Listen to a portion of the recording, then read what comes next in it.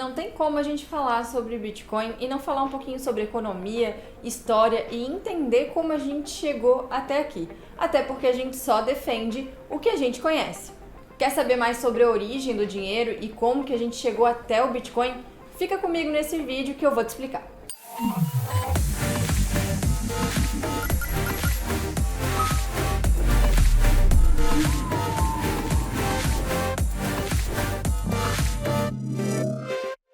Olá, eu sou a Fernanda, esse é o canal da Bitso e nesse vídeo eu vou te falar um pouquinho sobre a origem do dinheiro e como o Bitcoin está inserido nesse contexto e faz parte aí da evolução natural da sociedade.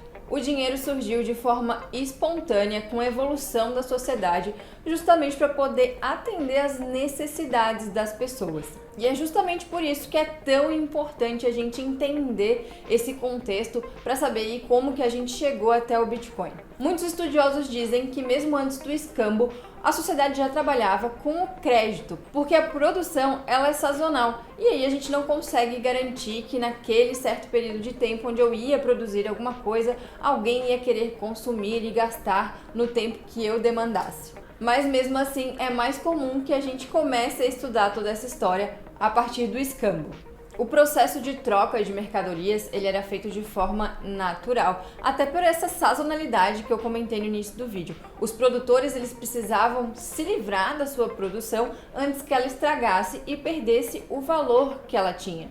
Com o passar do tempo e o comércio prosperando e só crescendo, houve a necessidade de ter alguma coisa que fosse mais simples, uma coisa que servisse como moeda de troca. Porque vamos pensar, né? O crédito dependia de confiança. O produtor ele precisava confiar naquela pessoa e dar o crédito a ela. E o escambo não podia garantir que uma pessoa fosse querer a produção de outra. Por exemplo, o produtor de maçã não tinha certeza que o padeiro ia querer maçãs para ele poder ter pães. Então isso complicava muito o processo de comércio e de trocas. Assim, desse jeito, é fácil de perceber a necessidade da existência do dinheiro, não é? A sociedade chegou a usar conchas, açúcar, gado, cobre, pregos e várias outras mercadorias numa tentativa que acabou sendo, por muitas vezes, frustrada. Uma história muito interessante dessa evolução foi como o sal foi usado na tentativa de trabalhar como dinheiro. Só que o sal ele tinha alguns problemas. Ele foi colocado como uma mercadoria de troca quando a sociedade entendeu que ele principalmente servia para conservar alimentos, então ele possuía muito valor.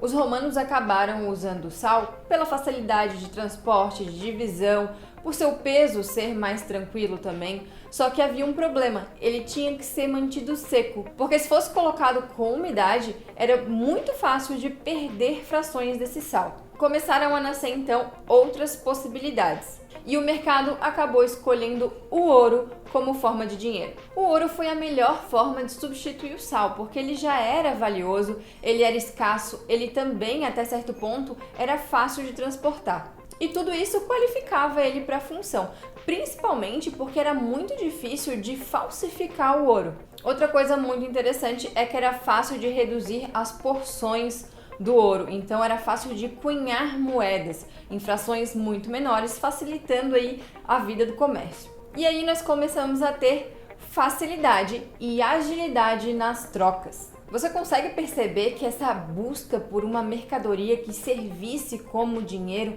foi um movimento natural e por necessidade do livre mercado? Foram os próprios comerciantes que acabaram chegando no ouro como uma forma de dinheiro.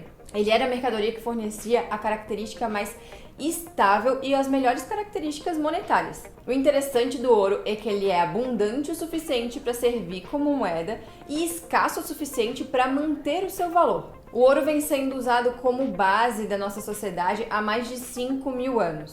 Justamente pelas suas características naturais. Não é tão fácil assim de encontrar ouro, não é tão fácil de minerar o ouro. E ele também tem a característica de ser fácil de identificar a sua autenticidade. E aí a gente sai então lá do crédito, do escambo, vai parar no ouro. E o que a gente tem de benefício para a sociedade? a capacidade de poupar. Até então era muito difícil para as pessoas conseguirem poupar. Isso acabou incentivando o empreendedorismo, a aquisição de bens de capital, os investimentos e N outras coisas que a poupança consegue trazer de benefícios para a gente. E aí, evoluindo um pouquinho na história do dinheiro, então a gente tem a fase do crédito, do escambo, até a gente chegar no ouro. Com o ouro a gente consegue poupar.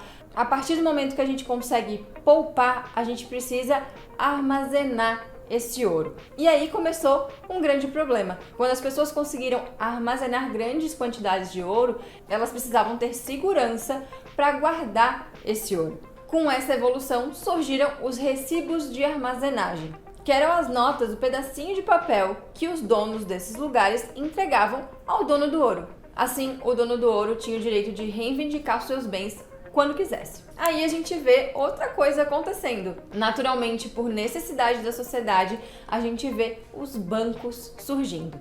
Porque mesmo tendo muitos benefícios, quando a pessoa começava a acumular muito ouro, fazer muita poupança, era um pouco incômodo ficar carregando o ouro de um lado para o outro. E aí a gente vê esse movimento natural dos bancos nascendo. Aí, por conveniência, as pessoas começaram a carregar as notas, os recibos e trocar um recibo pelo outro, dando o direito das pessoas irem lá e pegar aquele ouro no banco. E aí pararam de carregar ouro de um lado para o outro. Só que perceba aí, nesse momento da história, para a pessoa ter um recibo, um papel que valia dinheiro, que tinha algum valor, ela tinha certeza que ela tinha a mesma quantidade em ouro guardada no banco. Esse sistema ele durou por bastante tempo e trouxe alguma estabilidade para as economias. Afinal, a gente tinha sim a garantia de lastro em ouro nos bancos. Porque o padrão ouro, ele acaba limitando a quantidade desses recibos, desse dinheiro em circulação. Só que quando as economias viram a necessidade de dinamizar esse processo, elas começaram a querer sair do padrão ouro e perder esse lastro, essa reserva que a gente tinha certeza lá, que se eu tinha aqui um recibo, eu tinha a mesma quantidade equivalente em ouro no banco. A Suécia foi a primeira economia, o primeiro país a retirar esse padrão de lastro em ouro. E aí, aos poucos, vários países foram fazendo isso e a gente foi perdendo essa característica. Então, hoje, o nosso dinheiro não tem vínculo algum com o ouro. E quando te falam que o Bitcoin não é confiável porque ele não tem lastro, isso não faz muito sentido, porque o nosso dinheiro do dia a dia também não tem lastro. A gente não tem mais a garantia em ouro lá no banco. Quando um país sai desse padrão ouro e vai para o padrão fiduciário, a gente cria um pequeno problema aqui, porque não tem mais limite para emissão de moeda. Então não há limitação para o quanto de moeda vai entrar em circulação. E isso acaba sendo um problema, porque esse é um dos fatores que influencia diretamente na inflação. Os governos são aí inerentemente inflacionários, a gente possui metas de inflação.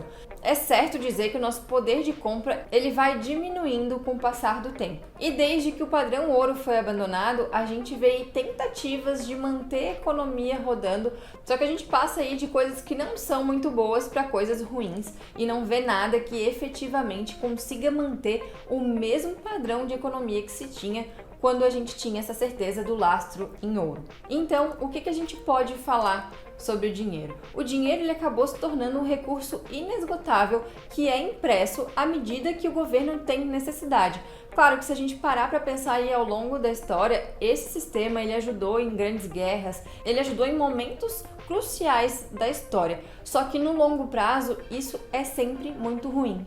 Então a gente vem lá do crédito, do escambo, de todas as tentativas até a gente chegar no ouro, aí a gente chegou nos bancos, nas notas, e aí hoje a gente tem o Bitcoin.